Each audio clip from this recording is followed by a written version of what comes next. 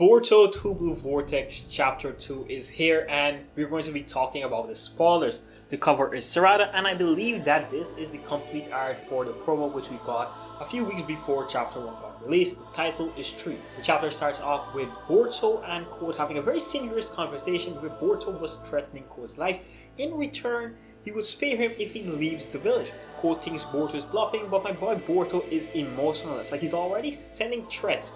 Like, you can see he's matured, like he went through something very bad during the time skip. Boruto tells Sarada to go and help the villagers who haven't escaped as yet, and he tells her that we're going to talk later without even making eye contact, right? This conversation makes me feel that something is wrong. Like it's when you're going to tell someone some extremely bad news and you just try to avoid eye contact at all costs. But yeah, now Shikadai, Chocho and Inoji are battling Grims and you're getting some damage done. We can safely say that these Grims aren't completely brain dead and they are somewhat of a challenge to regular shinobis. Now, this is very heartbreaking, but to Himawari, this is going to be very heartbreaking for her and to me as well. Himawari was on Inoji's hawk when she got attacked by a Grim. Kawaki came in there looking like Superman and made light work of that Grim. But when Himawari goes to tank Kawaki as Big Brother, like this somewhat takes a string in Kawaki's head. He got upset with her and told her to stop calling him Big Brother. Like,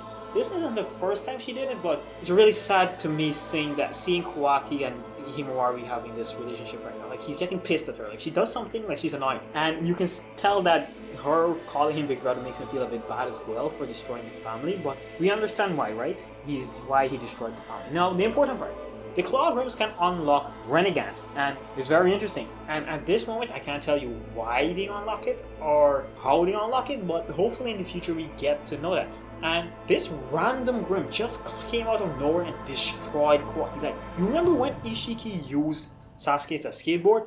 Well, this Grim used Kawaki as a broom. Like, then Shikadai had to come in there with his shadow paralysis jutsu to assist Kawaki, and this gave Kawaki the opportunity to use his signature blast. I think we know which blast we're talking about, the one that Yaru got and the one Code got, right? Switching back to Code and Boruto, the Grims started attacking Boruto and Boruto made absolutely light work of these Grims. But I have to thank Ikimoto again. Thank you so much for giving us some extremely nice art with these panels. Like, bro, like he's there looking like Zoro in early One Piece. Like, I'm not sure if you guys, like, early, like, first 10 episodes, like, when Zoro was fighting, like, he holds this one pose, it looks like exactly like that, and I can't wait to see this animated. Finally, we get to see Sarada destroying his Grims with Chidori and some Fire Style, and yet again, I need to thank Ikimoto again.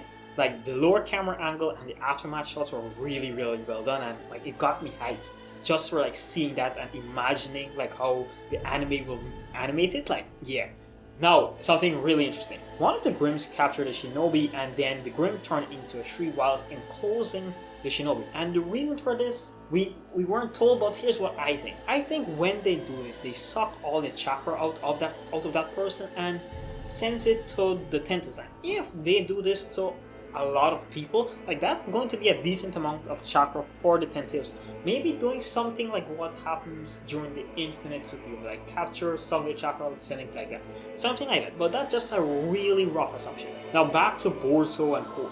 Boruto is going to give Code like one of those deep 3 AM talk, but in form of history lesson. Boruto say that Code doesn't know the true horror of the tentacles, and I want to know how does Boruto know this. Maybe he got a lecture from Sasuke as well, but well, we'll have to wait and see.